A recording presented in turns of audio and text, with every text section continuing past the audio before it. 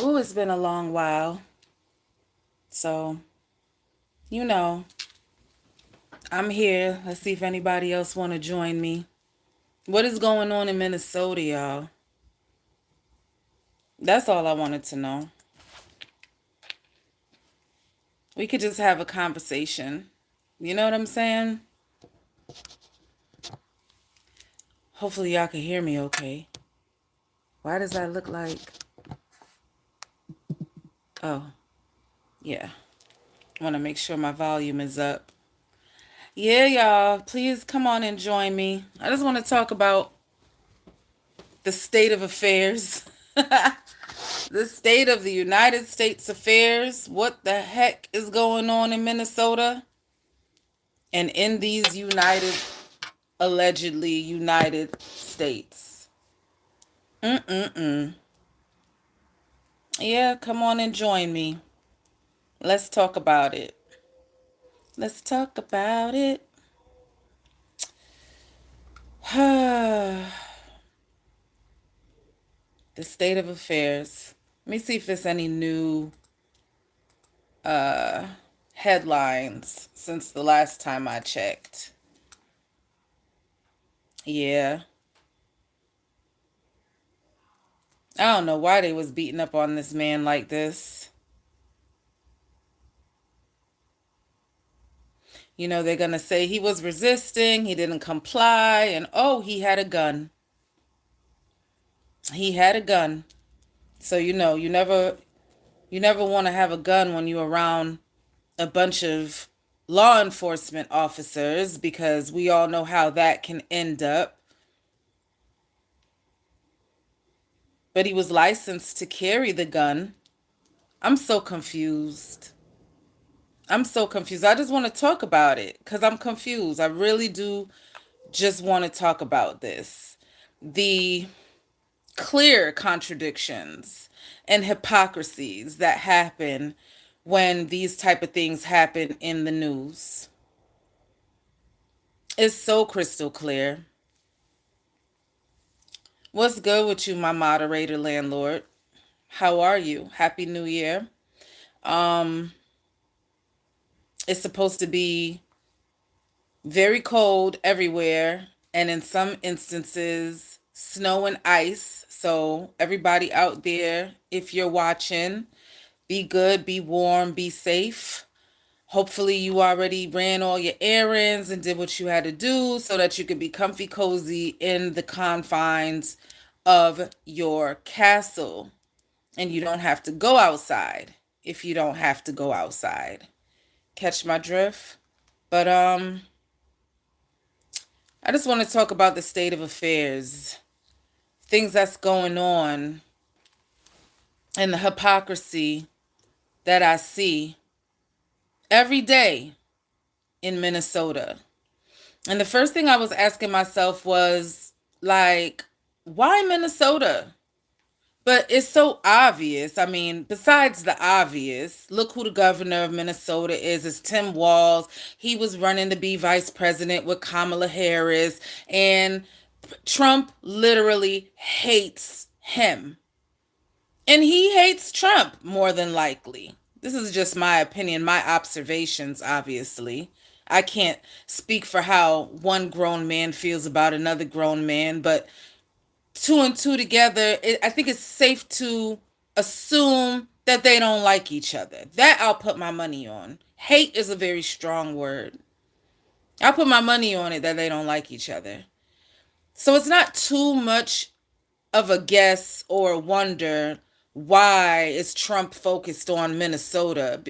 Trump is focused on Minnesota because he uses his powers in government to retaliate against those who he has problems with. Minnesota is not the only state that has illegal immigrants, but it seems to be the only state that's taken up all the media's time and attention. They are protesting ICE raids and ICE detaining and the way how ICE is behaving all across the country. It's not just happening in Minnesota. But why? Why is all the focus and all of the drama and all the chaos seems to be coming out of Minnesota. It's crazy. So we know that Trump and Walz don't like each other. We know that Trump, if he don't like you, he'll find a way to let you know. And in this case, he decides, well, just a few weeks ago, he came out and he said, if you're a sanctuary city or a state with sanctuary cities, we're not giving you no more money. So what's a sanctuary city? Maybe we can start there. What's a sanctuary city? A place that allows undocumented people to come in and be safe while they await maybe their next court date, or they are getting ready to prepare themselves for the next steps in trying to gain some sort of legal status here in the country, and they don't want to be prosecuted or deported in the meantime. So a sanctuary city will keep them safe. The problem with Donald Trump that I have is that he doesn't know how to convey to his people that there are lots of different levels of immigration in this country.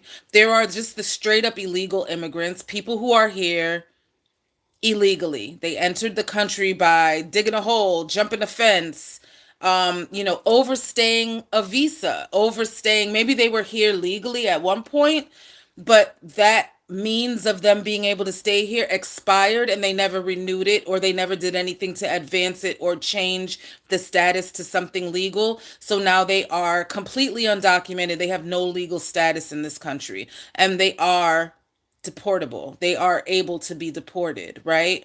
You have those people. You have people who are sort of in between statuses because maybe they came here and they have asylum. So they are seeking asylum. So while they're seeking asylum, they're undocumented, but they're not necessarily illegal.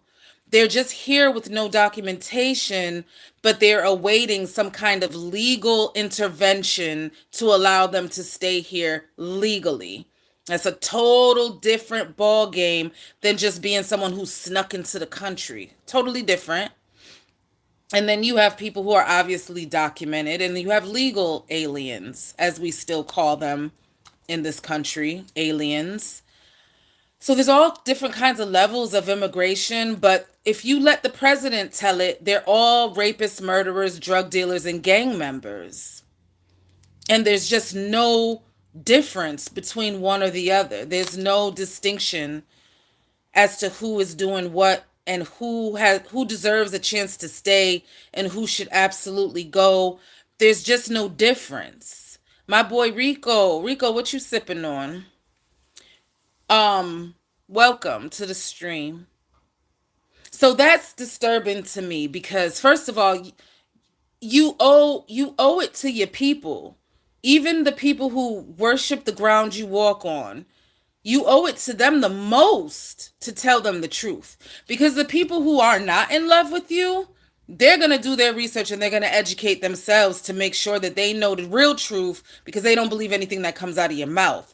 But the people who are on your side, the MAGAs, the people who you could tell them anything and they'll just be like, yes, those are the ones that you don't want to lie to the most, right? You want to keep it real with them the most because they're down with you. They're not going to leave your side. But he doesn't do that. So when you spread this idea that all immigrants are bad, it's just as bad as if just for shits and giggles, it's just as bad as if you said all cops are bad. Remember that? ACAB. All cops are bad. I bet you that doesn't feel very good to the people who are police officers, right? They don't like that. They don't want to hear that. What you mean all cops are bad? Well, it's the same thing. We all know extremism is bad on any side of the coin. So just like we know it's probably not nice to say all cops are bad because it definitely can't be true. How can you say all immigrants are criminals? He never distinguishes the difference between someone who is a criminal, who just so happens to be an illegal immigrant, and someone who is here legally and awaiting some kind of legal intervention to allow them to stay. That's two totally different types of immigrants, and it deserves to be defined.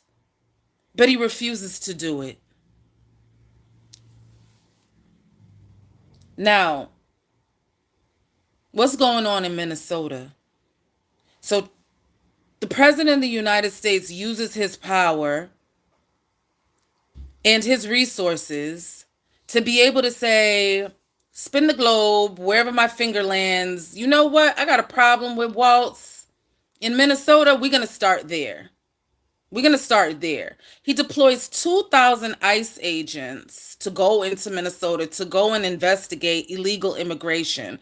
There's a very large Somalian population there. And just like with the Haitians in Ohio, remember that during the campaign when he said it was a bunch of illegal Haitians in Ohio and they were eating cats and dogs?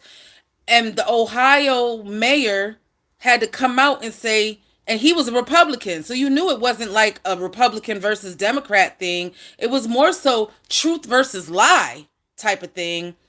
He came out and said, yeah, we have a lot of Haitians here, but they're not illegal. They're here and they're seeking documentation, or they're seeking legal status in the country. And we know they're here, and they're actually very good members of the society and very, progressive members of our communities. Their children go to school here. They're not bothering anybody. What is you talking about? Well, it's the same thing once again here in Minnesota, where Trump wants everyone to believe that there's this huge illegal Somalian community in the cities of Minnesota that are kind of taken over, and that's where all the illegal immigrants are going. And remember, according to him and his followers, all immigrants are illegal, criminal, gang members, drug addicts, murderers, rapists, and you know, released from insane asylums. So he's got to go in and he's got to clean that up because it's his duty and it's his right to send in ICE standing for Immigrations and Customs Enforcement Officers, ICE officers in there to clean that up. Well, the people in those cities in Minnesota said, no, like, we don't need you here. We don't need your help. There's none of that going on here. We're actually like, okay. And they're protesting. But they're not the only cities and states in the country that are protesting. These protests are happening all over the country. ICE is actually infiltrating and raiding all kinds of cities, even states, little states like mine. My state is so small compared to some of these other larger states. They're raiding here. They're raiding everywhere. I guess what I want to get to is this whole thing about how the governor and the mayors are saying, leave us alone and let us handle our own shit. And it's so crazy to me because one of the biggest things that defines who a conservative is, one of the major talking points for Republicans and conservatives is they are anti-big government. True or not true? Anti-big government meaning leave us alone, big government. We'll holler at you when we need you. Stay out of our shit. It seems that that narrative only works when they want it to. Otherwise, we getting all up in your business. Abortion was a huge thing on the campaign trail, remember? And Trump said, big government, federal government doesn't want nothing to do with abortion. We leave it to the states. It's up to the states. Remember that? So how come it's not up to the states when it comes to immigration? Why are they not allowed to make their own decisions about the people that live in their states and cities without the intervention of big government? I thought y'all didn't like big government. What happened? I'm just watching this video, them harassing this man before they shot and killed him. Less government, the better. That's a very huge conservative thought, talking point, ideal. So it's just so funny how we can flip and flop back and forth on that one. When it came to abortion, it was okay. When it comes to gun control, you want the big government involved, and you want a federal government that is pro-gun so that it can enforce gun laws onto the states. But the states are saying, we want to make our own laws. That's why you have some states that are concealed carry. You have some states that are open carry. There's no blanket law across the entire United States about guns, and it'll always be that way. But with immigration, for some reason, they don't want it that way, the other side. They want big government to handle that. These states are begging big government to get out. Leave us alone and let us handle our own. We got this. It takes me back to something really sad, because I started thinking about the First Amendment. We know that the First Amendment protects freedom of speech. Everybody knows that's like just something that you just learn and you just know your whole life. Freedom of speech, but never yell fire in a movie theater, right? We know this. But what else does the First Amendment talk about? It talks about freedom of the press. It talks about giving people the right to peaceably assemble. And it talks about giving people the right to petition the government to make changes if they see things that are going wrong that they don't agree with. They're going to have their hand in it, and and if they are, I need it to go my way. We need you, government, but only if you agree with me. Is that what you're trying to say? Like, we need you, government, but only if you agree with me. If you don't agree with me, you can stay out of it. Why are you here? Get out of my business. But the First Amendment does cover all those things. It doesn't just cover freedom of speech. And it made me, as I'm watching all of this unfold in Minnesota, it made me think about why the First Amendment was even created in the first place. And I think we all know the answer to that. Like, the same people who were against big government and running away from the Brits and didn't want to be controlled by a king anymore. And didn't want to be controlled by the king and wanted to be able to rule themselves. They created these Bill of Rights because they realized that some of the rights that they wrote in the Constitution that we're supposed to get down on our knees, our hands and knees, and we're supposed to be worshiping this piece of paper because it's the foundation of the country, right? So if you're an American, the Constitution is what you live by. If you have a question, the Constitution is your answer. But the Bill of Rights didn't talk about but the Constitution didn't talk about individual rights. What about the rights of the people? It talked about the rights of the government, but it didn't talk about the rights of the people. So now they write the Bill of Rights and they're like, okay, people, individuals, here are your rights. This is what you have the right to when you live in this country. We're going to be different. We're going to be different. It's not going to be like when we lived under a king, right? So now it's a way of restricting the government on individual rights. And so that's a wonderful thing for them, not for all. This is the 1700s we talking about. And we all know what was going on in the 1700s for people that look like me in this country.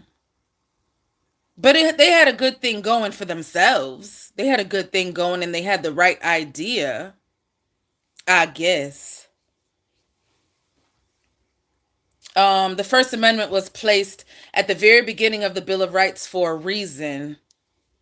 Because 8 years after the American Revolution, the Founding Fathers witnessed the dangers of a government that can control your speech, control your religion, and control your protests. They knew that these freedoms were essential to keeping the government in check. This goes all the way back to 1790. Okay? Standing up to the king. You can't come over here and tell us what to do no more. We have certain rights. So, okay, you have a right to protest. That's what they're doing all over the country right now. They protesting ICE right now as we speak, even in this weather. It's people somewhere in this country, somewhere at 9:21 p.m. Eastern Standard Time, there's somebody protesting outside right now holding a sign that says fuck ICE right now as we speak. They doing it everywhere. And guess what? You have a right to do that. Long as you not, you have a right to do that. So why is ICE in Minnesota killing people? Like, I can't believe it. And what's crazy to me is this is not one of those situations where a black man got killed and it's a bunch of black people marching. There's this tiny little blip in the United States history. This tiny little thing called the Civil Rights Movement. It's no big deal. It's nothing to write home about, Just this thing called the Civil Rights Movement. And we was out there marching. Were they not? Oh, they was marching. They marched so much, they was marching across state lines. They was marching all over the place. From the north to the south to the east to the west, they was marching hand in hand. Because that was their way of protesting the government. They were out there fighting for their rights, right? But this is so not that. This is like not a racial thing, which is weird. This is like white people out there fighting for immigrants. I'm not trying to be, I'm just calling it like it is. This is allyship. When white people that really don't even have to get involved and they could literally just mind their business because this don't really concern them and they might be if they don't get involved, it really wouldn't make a big difference in their life one way or another, but they get involved anyway. Like white allies are marching. And I haven't seen it like this prominently in the news probably since George Floyd. Because when George Floyd happened, even if you wanted to mind your business, you couldn't mind your business. That was bad. 9 minutes of Officer Chauvin's knee on George Floyd's neck. You couldn't deny that. The allies came out in droves for that one. Did they not? It was probably more them than it was us in some cases. I don't know what their motivations are. I'm not going to speak to their motivations. I just know that they was outside with it. We all was outside for George Floyd. That was ridiculous. And yet they still will try to tell you not to believe your lying eyes. He was high. He was resisting. He was on fentanyl. Remember? He was handcuffed face down on the concrete. And that wasn't good enough. They didn't care. They still said it was his fault that he died. I'm going to name some names. I'm going to put some names out there. Trayvon Martin. There wasn't no video for Trayvon Martin. We did have a 911 call, though. We had a 911 call. And on the 911 call, George Zimmerman was saying, I'm scared and I'm going to follow him because he's walking around and he's not from here and I don't know where he lives and I think he's robbing people. And the dispatcher said, "Sir, we'll send someone out. No need to pursue. No need to pursue him. Fall back, relax yourself, mind your business, take your ass in the house. We good. We got this," right? And what happened? Trayvon Martin ended up dead. There's no video of that. So we kind of have an idea of how that went down, don't we? But there's no proof. George Zimmerman walks free. Then we have Eric Garner. That was on video, but we were told not to believe our lying eyes. Remember, he's the one, I can't breathe. I can't breathe. I can't breathe. And they choked him out. And there was cell phone video. And we were still told not to believe our lying eyes. Laquan McDonald. I don't know if you remember that one because it wasn't as famous, but they did make a movie about it, 16 Shots. Because they shot him 16 times while he was walking away. Little young black boy, 17 years old, having a mental distress issue. I think he had a knife in his hand. He was walking away. He wasn't righted. And they shot him 16 times. And they told us not to believe our lying eyes. Sonia Massey. Remember Sonia Massey? This is recent. The lady in the kitchen with the pot of boiling water on the stove. And the police told her, go turn the stove off because she was cooking when they came over and the stove was on. And they told her to go turn the stove off. And she started praying and moving stuff around on the stove. And they shot her. And the body cam caught the whole thing. And they still told us, don't believe our lying eyes. Remember they told us she was going to throw the pot of scalding hot water at the officer. So he felt threatened and he was in fear for his life. So he shot her. And then the body cam video came out and nothing like that was going on at all. But we wasn't supposed to believe our own eyeballs, right? This one goes way back. This one is Ernesto Duenes. This is from I want to say early 2000s, somewhere around there. He was a Spanish dude. The police had chased him down. He was trying to get out the car. He was raising his hands. He had his hands up. He was raising his hands, but he was fiddling with his seatbelt, and it was just all bad. And they lit his ass up and killed him. He was just trying to get out the car and listen to what they were trying to tell him to do and obey their commands, basically is what I'm trying to say. He was trying to obey their commands. There's video of that, but we're not supposed to believe our lying eyes. Ernesto Duenes, look it up. Mike Brown, there's no video of that. So we really couldn't even fight too hard for that one. Freddie Gray, Baltimore, Maryland. The name ring a bell?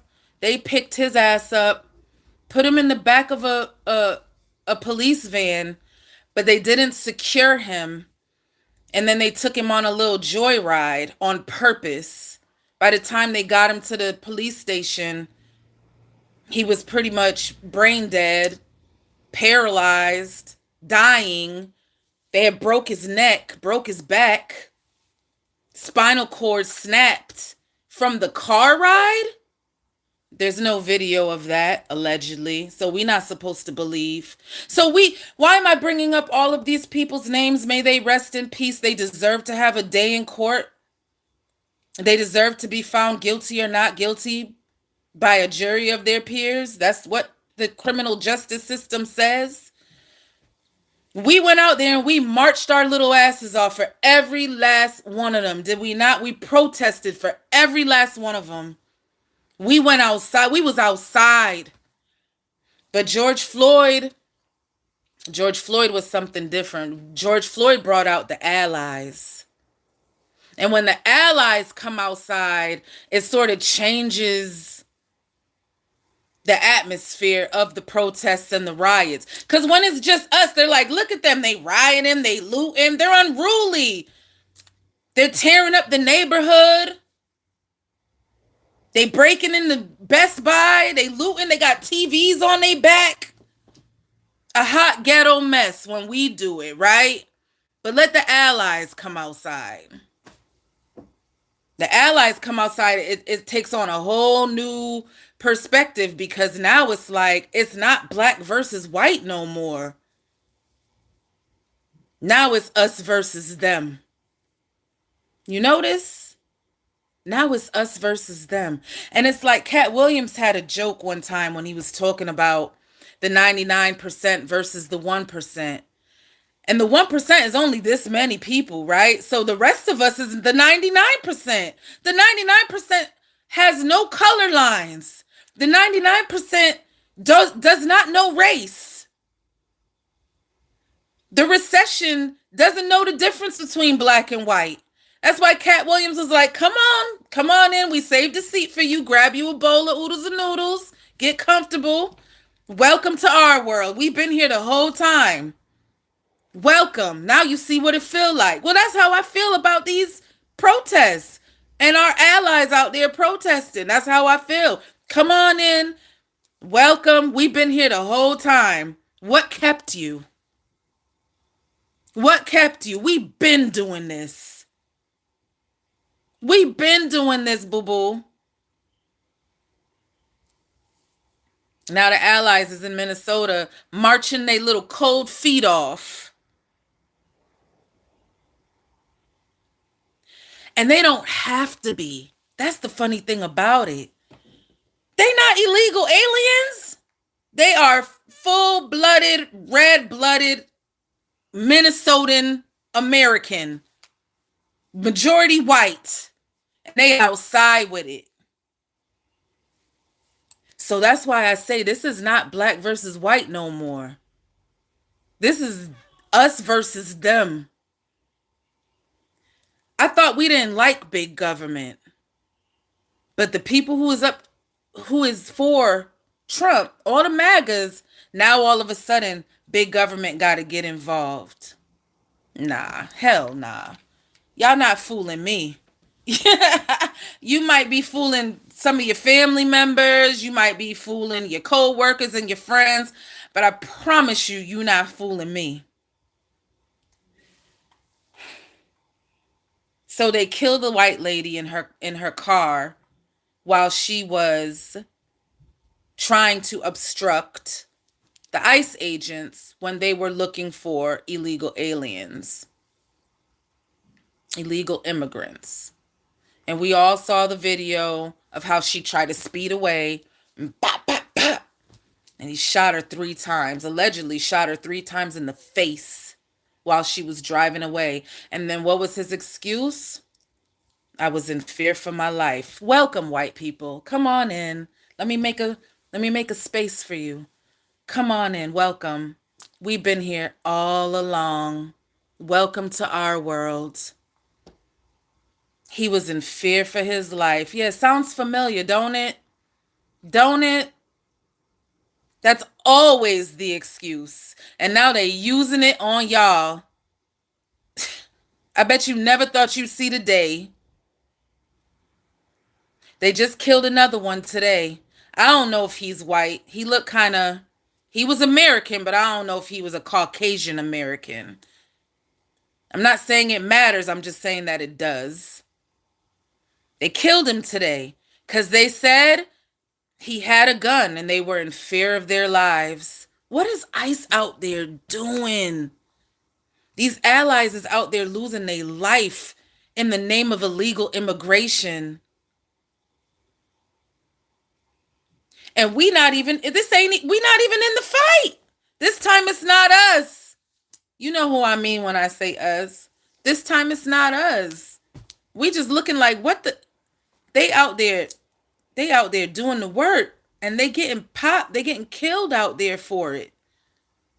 They just want their city to be left alone. They don't see a problem there. What's the problem? Here's the thing. There's nothing wrong with the government doing their job. If you are here illegally and you have a warrant out for your arrest, of course, you're going to get arrested. Like, that goes for everybody.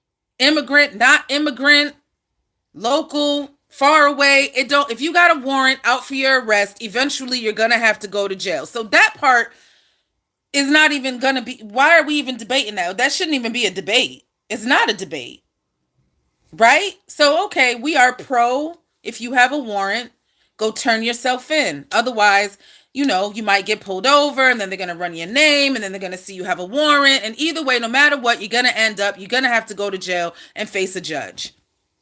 The end. It's simple. Why are we deploying 2,000 ICE agents to go look for a couple illegal immigrants in that big ass state of Minnesota? Why? Because it's a vendetta. It's a vendetta. It's not, it don't got nothing to do with enforcing rules and enforcing law. It's just revenge. It's just revenge. And now people literally are dying. And like I said, now it's not even black and white no more. Like, this ain't even our fight. These are people that's out there that they claim they're out there just because they marching for the good of the country. They just don't understand that this is the country that they love so much. Like, they can't believe it. And we like, what kept you?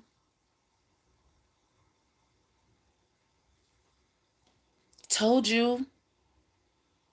But I guess you had to wait and see for yourself. They been killing us.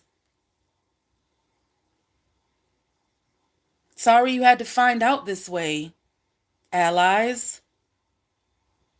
But it's going down. So they shot this dude today. What's his name? I'm not trying to be insensitive. I think it's Kevin Petty. They killed this dude today. He was a nurse. He was a United States citizen, not an immigrant, not a criminal. He had a good job, went to school, had a degree. He was just outside because he wanted to protest. And he had his gun on him because he had a right to have his gun. Second Amendment, hello? Oh, now the Second Amendment don't count? Now the Second Amendment don't mean anything now? That's what y'all live by. Well, he shouldn't have had a gun. Well, what you doing outside with a gun? I know y'all not talking about being outside with a gun. Y'all some hypocrites. Y'all some hypocrites. The same mother that's out there fighting for gun rights. Now when somebody outside with a gun, but he's not on your side, now he shouldn't have been outside with a gun. You see how hypocritical you are? Ooh, I can't. Ooh. So he's outside and he's strapped up, as he has a right to be, because he was a registered gun owner and he had a license to carry. This is what I'm reading in the news. This is what's being reported. Obviously, I don't have firsthand facts. I don't live in Minnesota. I'm just talking about what I'm seeing being reported. He had a license to carry and he had his shit on him and he was outside with it. And ICE, the video is there for y'all to see, was beating him up, harassing him, punching and kicking him while he was down on the ground. And then you hear pop, pop, pop. And it reminds me so much of what they did to Oscar Grant. Except Oscar Grant was handcuffed when they shot him. And that was also caught on tape. No charges. Or if there was charges, I think the cops got away with it. Welcome to our world. I'm just saying, I'm not gloating. I don't think it's cute. I don't think it's funny. I'm just saying, grab you a bowl of oodles and noodles, grab you a cup of Kool-Aid and come on in. You might as well, because we've been here. This is nothing new to us. Come on in. You feel me? It ain't cute. And it's not funny. And I'm not making a joke. I'm dead ass. And more people will die. Because when they shot that lady for the whole world to see, Trump was like, well, I'm just saying, like, I mean,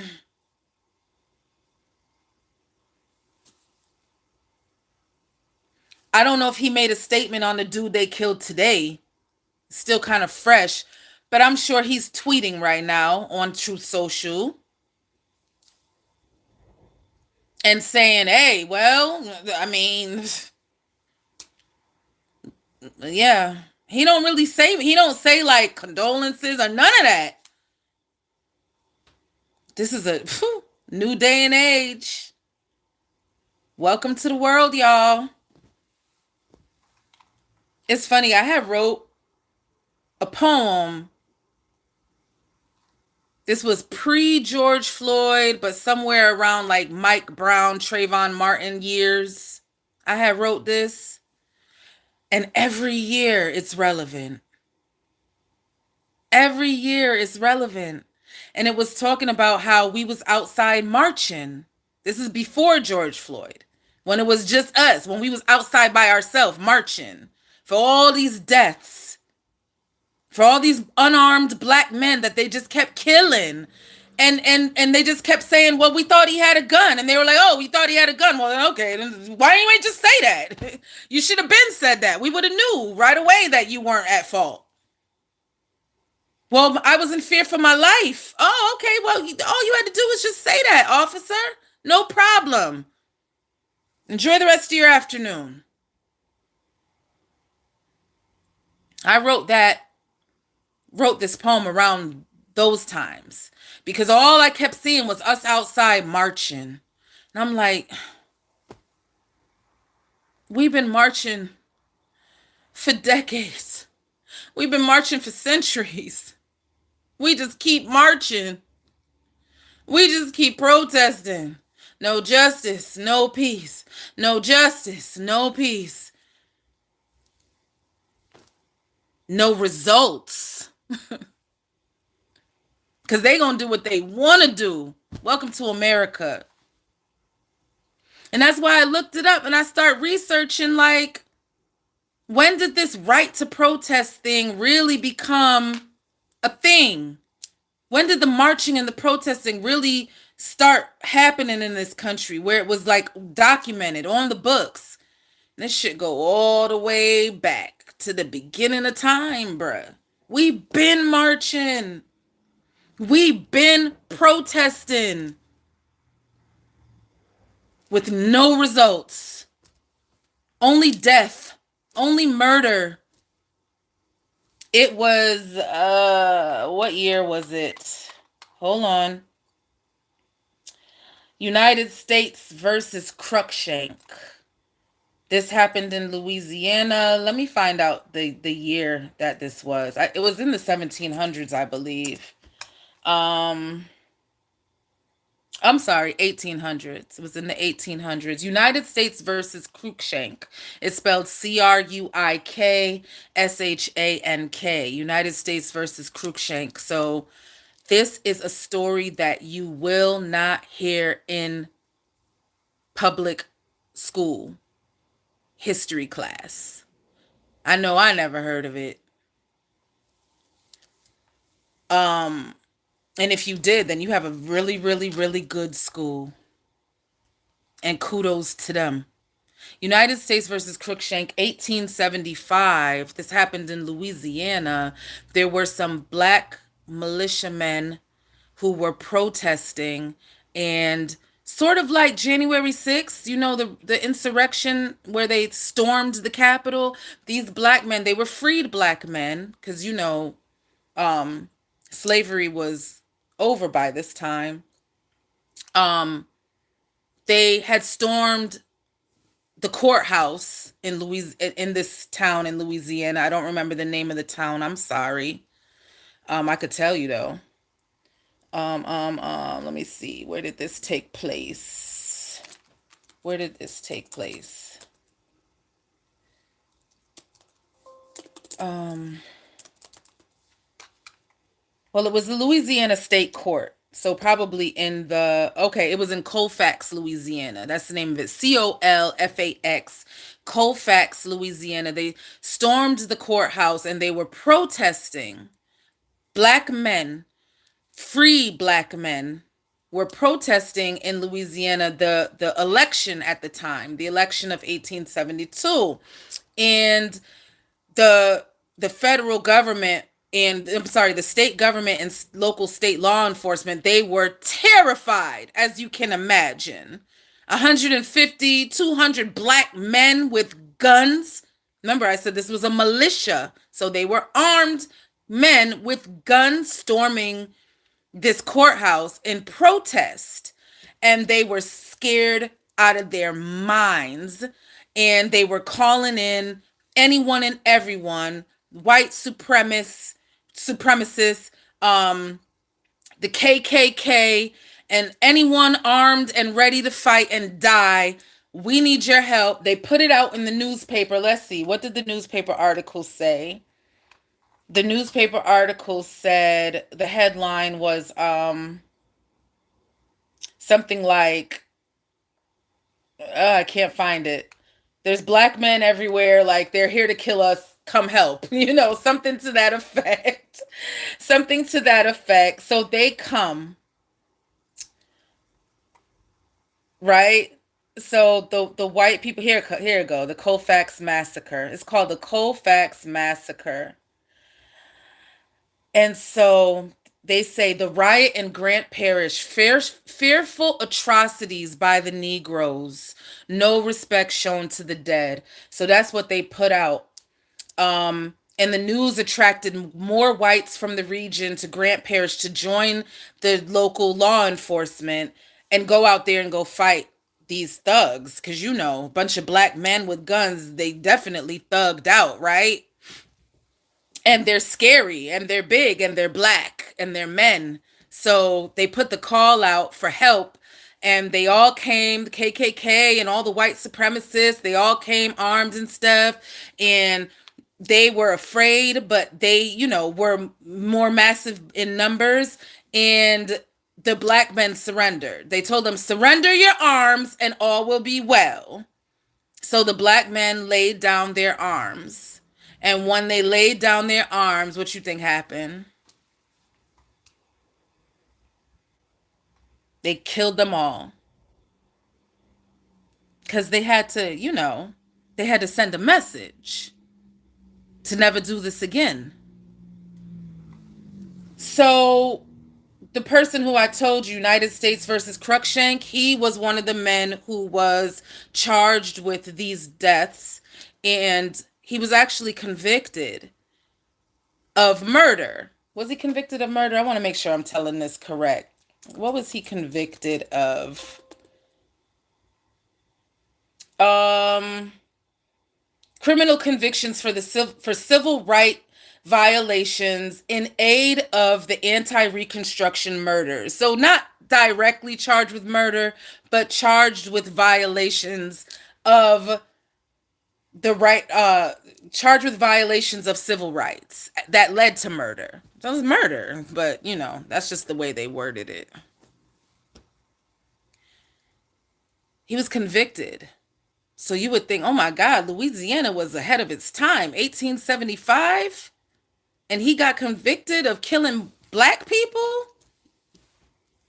Takes it all the way to the Supreme Court. The Supreme Court overturns it.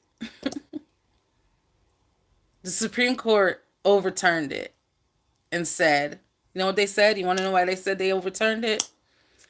Because they said,